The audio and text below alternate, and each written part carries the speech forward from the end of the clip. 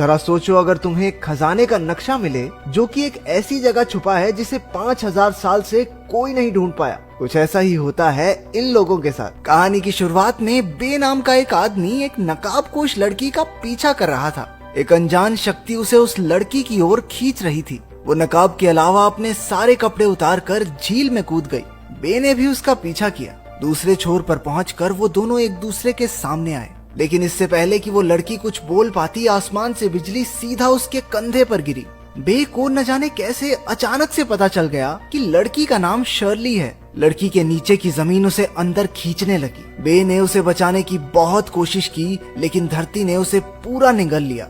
झटके से उसकी नींद खुली और उसे समझ आया कि वो सपना देख रहा था। पता चलता है कि पिछले कुछ दिनों से बे को बार बार यही सपना आ रहा था। शाम को वो अपने दोस्त काई के साथ मिस्टर नाइन के घर पहुंचा, जिसने उसके दोस्त यूक को पकड़ रखा था। यूक बार बार दोहरा रहा था कि उसने कोई चोरी नहीं की, लेकिन वो लोग उसकी बात सुन ही नहीं रहे थे। बे की रिक्वेस्ट पर मिस्टर नाइन यूक को छोड़ने के लिए मान गया, लेकिन इसके बदले उसे सेलेस्टियल बोन नाम की एक करिश्माई चीज को मिस्टर नाइन के लिए लाना होगा। उन्हें पता चला कि सेलेस्टियल बोन तक पहुंचने का नक्शा एक लड़की के पास है। बे ये देखकर चौंक गया कि ये वही लड़की है जिसे वो पिछले कुछ दिनों से अपने सपनों में देख रहा था। उनकी बात सुनकर शर्ली नक्शा देने को तैयार हो गई, लेकिन सिर्फ इस शर्त पर कि वो भी उनके साथ चलेगी। वो एक बोट में अपनी मंजिल की ओर निकल पड़े। उसी बोट पर एक और आदमी भी मौजूद था जो दूर से ही उन पर नजर रखे हुए था। अचानक शर्ली को महसूस हुआ कि कुछ तो गड़बड़ जरूर है। उसकी कंपास की सुई भी गोल गोल घूमने लगी।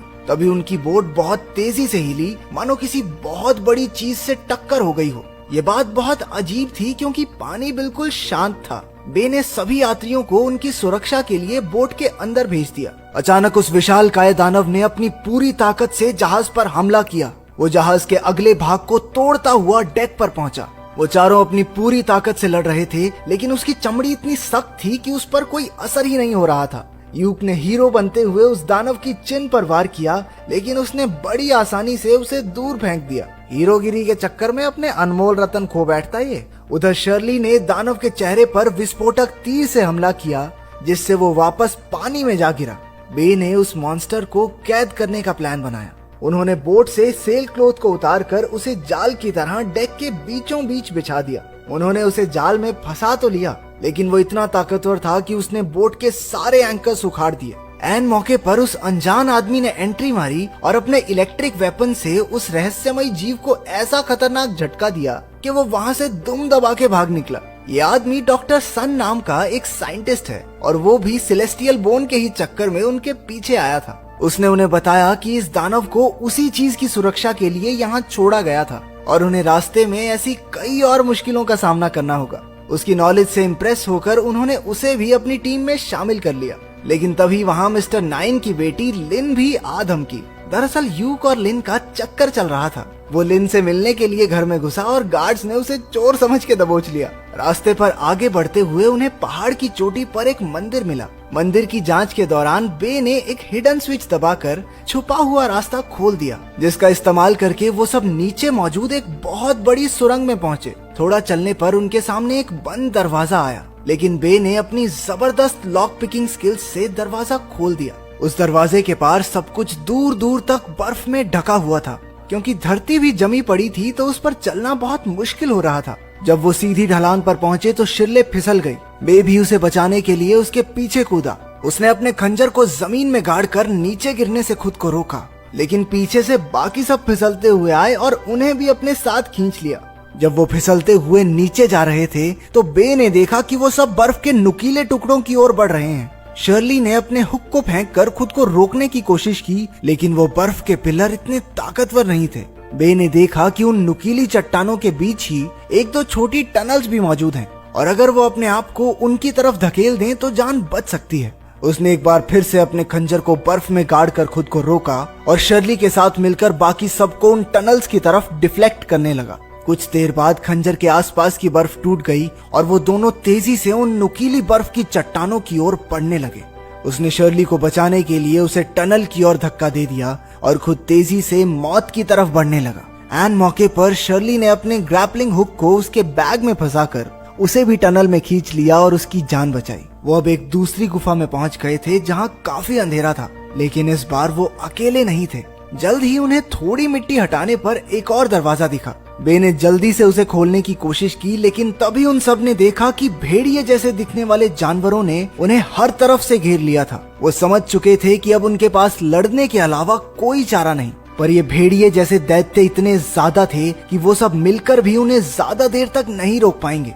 बे समझ गया कि उन्हें छत के रास्ते से ही निकलना होगा, वरना वो सभी इन भूखे भेड़ियों का खाना बन जाएंगे। उसने बाकी सबको वहां लटकी पेड़ की बेलों को पकड़कर ऊपर चढ़ने को कहा और खुद हाथ में मशाल लिए उन भेड़ियों को दूर हटाने लगा।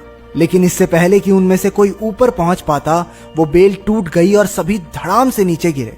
लेकिन इससे वो लकड़ियां जिससे उस छेद को ढका गया था, वो भी बेल के साथ नीचे गिर पड़ी और सूरज की रोशनी अंदर आने लगी। जल्द ही उन्हें पता चला कि ये भेड़िए रोशनी सहन नहीं कर सकते, क्योंकि सूरज की किरण के संपर्क में आते ही उनका शरीर जलने लगता है। शर्ले ने वहां पड़ी पेड़ की टहनियों को अपने हुक से बांधकर छत के रास्ते से बाहर निकलने का जुगाड़ किया। एक एक करके सब वहां से निकल गए, लेकिन जब बे की बारी आई तो सूरज बादलों में छिप गया।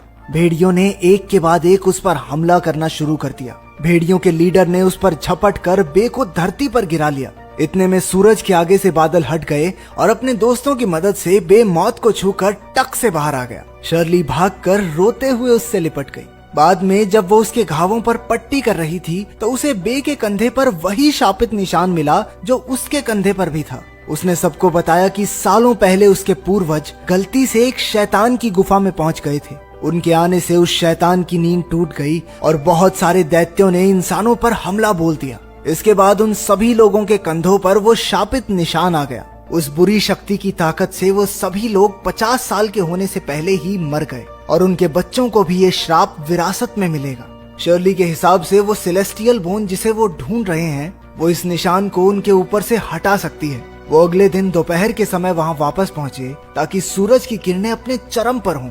वो सब फिर से उस गुफा में दाखिल हुए जहाँ वो वैम्पायर भेड़िए उनका इंतजार कर रहे थे। बे ने बिल्कुल समय न बर्बाद करते हुए जल्दी से दरवाजा खोला। जमीन नीचे धंसने लगी और उन्हें एक और कमरा दिखाई दिया जो एक मंदिर जैसा लग रहा था। बे ने वहां मौजूद एक मोमबत्ती को जलाया जिससे वो पूरी जगह जगमगा उठी। उसने हिसाब लगाया कि इस जगह को जरूर किसी पेट्रोल जैसे जल्दी आग पकड़ने वाले पदार्थ से ऊर्जा मिलती होगी। वो सब बड़े ध्यान से चल रहे थे, लेकिन तभी बे का पैर एक ट्रिगर पर पड़ा, जिसके बाद वो पूरा कमरा हिलने लगा। अचानक उनके ऊपर ढेर सारे तीर बरसने लगे। वो सब किसी तरह बचते बचाते आगे बढ़ ही रहे थे कि बे को आभास हुआ कि उन पर एक और अटैक होने वाला है। अचानक उनकी तरफ तेजी से घूमती हुई तलवारें आईं। सभी लोग इससे बाल बाल बचे। इसी तरह वहां कदम कदम पर कई जानलेवा जाल बिछाए गए थे।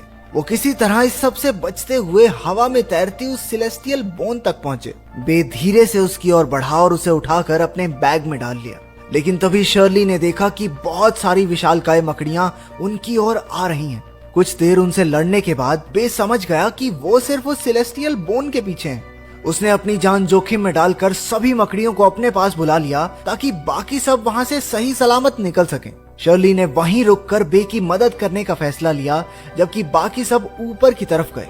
अपनी रफ्तार और शर्ली की मदद से बे भी दूसरी तरफ पहुंचने में कामयाब हुआ। पर इससे पहले कि वो वहां से भाग पाते, उन मकड़ियों ने अपने जाले से सीढ़ी चढ़ रही शर्ली को नीचे खींच लिया। बे उसे बचाने के लिए वापस लौटा और देखते ही देखते उनकी पूरी टीम एक साथ मिलकर उन खतरनाक मकड़ियों का सामना करने लगी। उन्होंने प्लान बनाया कि यूक पूरे कमरे में पेट्रोल छिड़केगा, जबकि बाकी सब इस दौरान इन मकड़ियों से बचने का जुगाड़ करेंगे। यूक उन सभी मकड़ियों से बचता बचाता अपने साथियों के पास पहुंचा। उसके अंदर आ जाने के बाद बे ने अपने लाइटर से पेट्रोल में आग लगा दी। आग बहुत तेजी से फैलने लगी और वहां मौजूद लगभग सारी मकड़ियां जलकर राख हो गई। लेकिन जल्द ही आग और धुएं की वजह से उन सब का दम घुटने लगा। अचानक शर्ली ने देखा कि उसकी कंपास ठीक वैसे ही घूम रही है जैसे वो बोट पर घूम रही थी। इससे उन्हें शक हुआ कि वो शायद नदी के बहुत करीब हैं। वो दीवार को तोड़ने की कोशिश करने लगे। दूसरी तरफ से वो दानव जिससे वो बोट पर लड़े थे, वो भी दीवार पर टक्कर मार रहा था। जल्द ही दीवार टूट गई और पानी तेजी से अंदर आने लगा। मौका मिलते ही सभी लोग वहां से बाहर की ओर भागे। बे ने देखा कि वो दानव उसका पीछा करते हुए उस तक पहुंचने ही वाला है, लेकिन खुशकिस्मती से वो मलबे के नीचे दब गया, जिससे बे और बाकी सबकी जान बच गई। हम देखते हैं कि आखिर में वो सब सही सलामत अपने घर की तरफ निकल पड़े।